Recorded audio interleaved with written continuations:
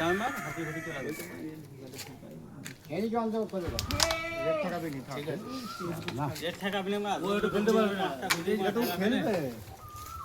ঠিক আছে সাইন কাইটা করে দেব না ঠিক আছে না এটা লাস্ট সিনে আমাদের গোল বেরিয়ে যাবে ফটো নিয়ে নাও মাশাআল্লাহ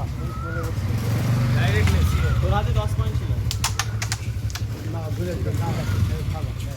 না লাল করে দিয়েছি শালে কে পকেট মার রেট মারো পুরো লাল করে দিয়েছি ওর হাতে দেখ না বে কেমন দিয়ে চলে গেছি ওরা অনেক কাছে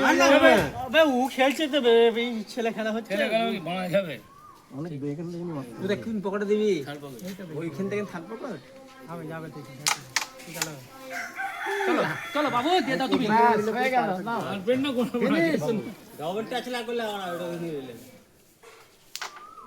চলো চলো চলো ফিনিশ চলো হয়ে গেল আর কিছু করার নেই চলো হয়ে গেল চলো করো যা গোল তো আসলি না দিনা হয় পারলে না